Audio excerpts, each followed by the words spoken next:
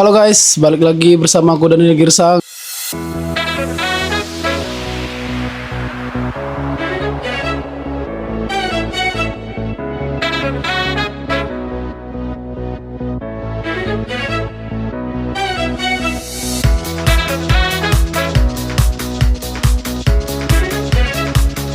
Udah lama aku nggak buat video ya teman-teman, karena akhir-akhir ini kerjaan sibuk seperti biasa lah.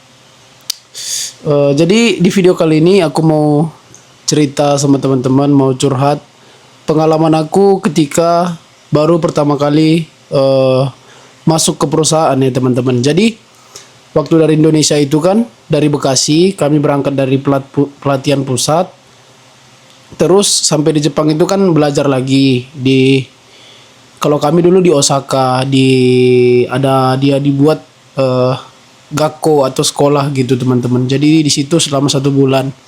Nah dari situ selesai 1 bulan baru masuk ke perusahaan. Jadi yang aku mau ceritain itu setelah dari senta ya teman-teman, atau dari sekolah. Jadi pada waktu itu tahun 2023 teman-teman, kami tiba di Jepang. Itu tepatnya di bulan 9, dan itu waktu musim panas ya teman-teman.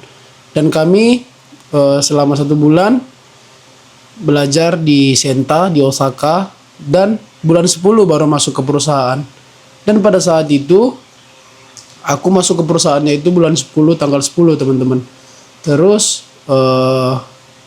si sensei kami ini atau guru kami ini yang ngantarkan kami ke terminal bus teman-teman. Jadi waktu aku dari Osaka ke Okayama itu dulunya naik bus, dan aku sendirian teman-teman. Jadi sebelum hari H mau berangkat udah diingetin sama guru aku atau sensei aku bahwasanya berangkatnya besok itu atau dijemputnya itu ke asrama jam sekian kayak gitu. Dikasih tahu semuanya kan. Terus jangan sampai ada yang ketinggalan kayak KTP Jepang gitu ya teman-teman, atau Jaryokado itu jangan sampai ada yang tinggal lah pokoknya di asrama.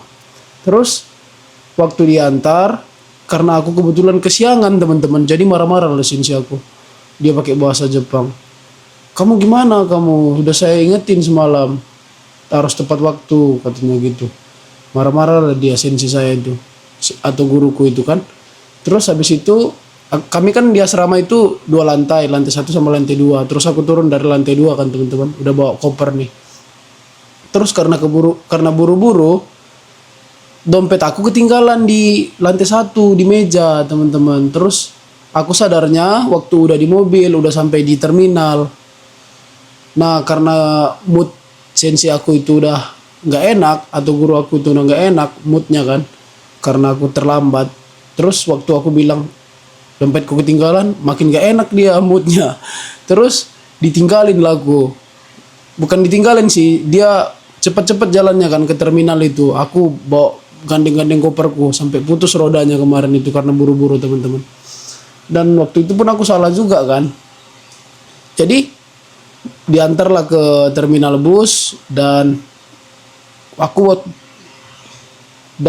pada saat itu aku pertama kali teman-teman naik bus ya di Jepang. Terus diantar naik bus. Terus karena aku bingung turunnya di mana, aku chatting lah, ada guru kami juga orang Indonesia, penanggung jawab lah gitu. Kebetulan bukan dia yang ngantar ke terminal teman-teman. Jadi aku chat lah dia, sensei ini gimana turunnya nanti, aku bilang. Nanti kalau sudah sampai di Okayama terminal, nanti pencet saja, itu ada di situ teman-teman, di tempat duduk itu di sampingnya itu ada tombol gitu. Iya sensei, terus saya bilang kayak gitu. Rupanya memang pemberhentian bus terakhir ini di Okayama terminal teman-teman. Jadi di Okayama itu udah ada nunggu lagi sensei bagian penanggung jawab kami di Okayama ini, Kumiai. Dia udah nunggu di situ. Karena aku udah difotoin waktu di Osaka, jadi dia tahulah aku yang mana gitu. Terus dipanggil sama dia di sini katanya. Terus habis itu dia jemputnya pakai mobil teman-teman. Terus habis itu diajak masuk ke mobilnya. Terus ngobrol gitu kan teman-teman. Terus aku bilang lah, dompet aku ketinggalan di Osaka, aku bilang di asrama, aku bilang gitu. Terus gimana ya katanya. Sementara besoknya aku udah harus kerja sebenarnya teman-teman. Terus si penanggung jawab kami ini yang di Okayama ini ceritalah ke bos aku, bos perusahaan. Habis itu mungkin dia udah bilang lah gitu ya kan, ketinggalan KTP Jepang aku. Dan yang jadi masalahnya kalau nggak ada KTP Jepang itu nggak bisa kerja teman-teman, karena waktu di Gemba atau di lapangan itu diperlukan teman-teman untuk ditunjukin ke eh, penanggung jawab Gembanya gitu. Jadi untuk mengantisipasi eh, aku ini kan orang luar, aku ini ilegal atau legal gitu teman-teman. Jadinya nggak bisa kerja. Duh gimana ya katanya gitu. Terus kebetulan teman aku yang berangkat dari Bekasi itu penempatannya di Okayama juga teman-teman. Cuman bedanya aku berangkatnya ke perusahaan itu tanggal 10, dia tanggal 11-nya. Jadi pada hari pertama itu aku nggak kerja teman-teman. Terus aku tadi kan dijemput nih sama Kumiai dari Okayama terminal kan, terus diajak makan baru ke perusahaan, terus disambut sama bos. Terus besoknya itu nggak kerja kan, diajak lah makan, terus belanja kayak gitu, alat-alat kerja, sepatu, baju gitu kan teman-teman. Terus dan pada tanggal 11 itu kan temanku dari Osaka juga mau masuk ke perusahaan. Kebetulan penempatan kami di sini di Okayama kan. Terus aku chatting lah temanku ini, jadi berangkat ku bilang. Jadi katanya aku nitip lah, aku bilang. Dompetku ketinggalan di asrama. Kebetulan kami satu asrama juga kan, jadi dibawain lah sama dia. Dan waktu saat dia udah sampai di terminal Okayama itu, aku diantar sama bos. Si Kumiai kami ini atau penanggung jawab kami ini udah nunggu juga di situ kan, mau jemput temanku itu.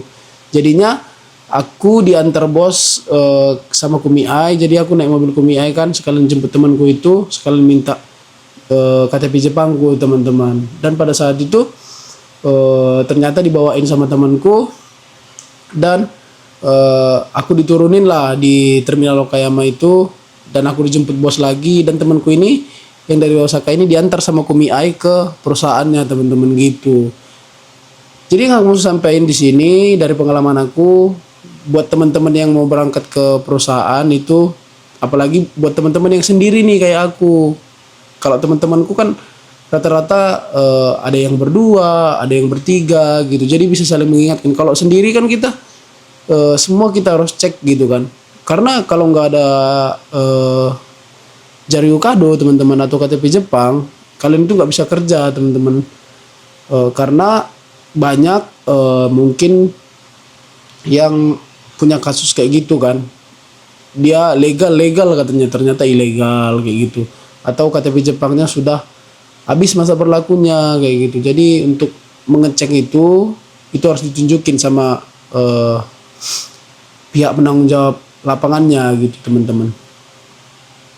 Dan pada waktu itu tanggal 11 kan, aku kan tanggal 10 nih berangkat dari Osaka ke Okayama. Terus tanggal 11-nya kan nggak kerja karena ketinggalan KTP Jepangku kan. Terus tanggal 12-nya itu pasti kalian penasaran kan gimana sih, apa langsung disuruh kerja, apa langsung dimarah-marahin gitu. Enggak teman-teman, awalnya itu enggak seperti itu. Awalnya itu aku diajarin berangkat ke Gembanya itu sama si bos, sama bos perusahaan kan. Diajarin bagus-bagus kayak ini. Aku juga bahasa Jepangku masih kurang pada saat itu kan. Kadang-kadang kita yang gimana ya, kita kan belajar di Indonesia nih, belajar kotoba-kotobanya yang atau kosakata-kosakatanya yang formal kan. Ternyata sampai di sini atau di lapangan itu bahasanya berbeda. Karena mereka memakai dialek kayak gitu, atau teman-teman pasti sering dengar lah kayak Kansai Bank atau Okayama Bank kayak gitu. Jadi setiap daerahnya itu punya ciri khas kosakata masing-masing gitu. Jadi agak-agak berbeda gitu sama bentuk formalnya. Sama kayak kita orang Indonesia lah juga. Kalau kita ke Medan kan punya logat Medan kayak gitu, meskipun sama-sama bahasa Indonesia kayak gitu kan. Jepang juga punya seperti itu teman-teman. Dan pada saat waktu pertama kali kerja sama bos itu kadang-kadang kan apa namanya, kita sebenarnya nggak ngerti tapi kita bilang mengerti gitu. Hai wakarimashita kita bilang gitu. Padahal sebenarnya nggak ngerti gitu teman-teman. Jadi buat teman-teman yang belum ngerti apa yang dibilang atasan kita, aku saranin jangan bilang mengerti gitu. Nanti bisa jadi bahaya gitu teman-teman. Karena banyak kejadian-kejadian seperti itu yang dia udah dikasih arahan katanya mengerti, rupanya nggak ngerti gitu kan. Jadi nanti si bos kita atau atasan kita itu nganggap kita bodoh gitu loh. Ini orang ini nggak ngerti tapi kok bilang ngerti ya gitu. Mending kalau kita belum ngerti, bilang belum ngerti gitu teman-teman. Pasti mereka akan berusaha jelasin secara detail kayak gitu. Terus itulah karena aku kebetulan juga sendiri di perusahaan ini, terus diajarin baik-baik gitu kan. Beberapa minggu itu sama si bos terus kerjanya. Kadang-kadang karena kita belum ngerti kerja juga kan, apalagi kan kerjaan aku itu ngebor-ngebor. Terus kadang-kadang kalau pagi itu teman-teman, karena kan satu harian itu megang alat bor itu kan, kadang-kadang sakit kalau pagi gitu. Tapi sekarang udah terbiasa kan, udah 3 tahun juga aku kerja, udah terbiasa gitu. Ya itulah awal-awal memang tahun pertama itu sulit banget. Macem-macem lah teman-teman. Kadang-kadang kalau kita nggak ngerti kerja, kadang-kadang mau dimarah-marahin gitu kan. Tapi karena kitanya memang belum ngerti kerja, ya mau gimana gitu kan. Kita juga perlu uang gitu kan. Terus aku mau cerita juga nih teman-teman. Jadi waktu tahun pertama itu aku ada yaking teman-teman, atau masuk malam. Dan badan aku mungkin belum terbiasa karena pada saat itu bulan 12 itu udah masuk musim dingin teman-teman. Badan aku mungkin belum terbiasa dengan cuaca Jepang yang panas dingin kan. Jadi pada saat yaking atau masuk malam itu cuma 1 hari doang. Jadi besoknya udah libur tahun baru kan. Terus berangkatlah itu jam 8 malam teman-teman, pulang jam 3 pagi. Dan pada saat itu karena kerjanya di dalam pabrik, panas teman-teman, meskipun musim dingin tapi panas di dalam kan karena kita gerak gitu kan.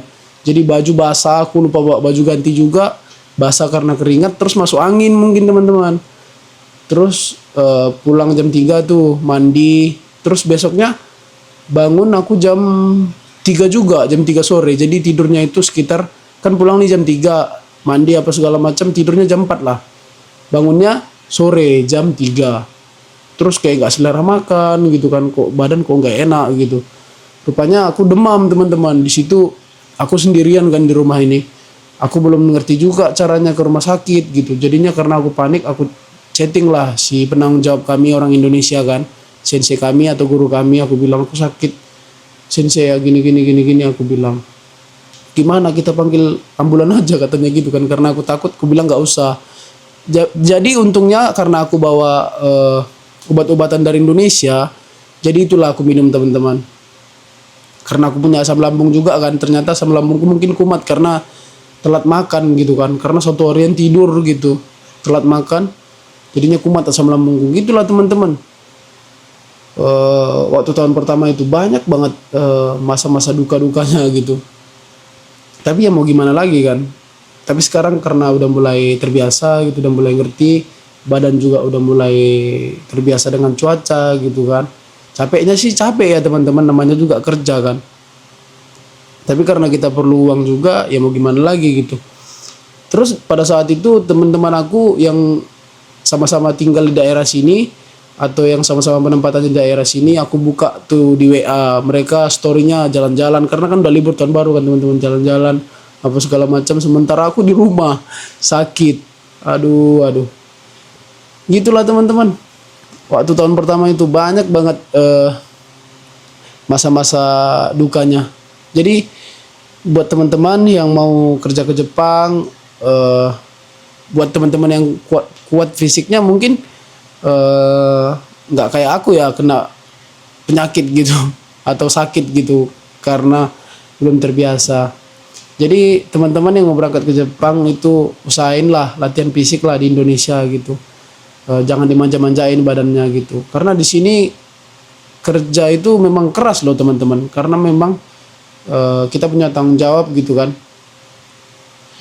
Karena kalau kita nggak bisa kerja juga, orang Jepangnya juga pada nggak suka sama kita pasti. Karena kita nggak bisa kerja gitu kan.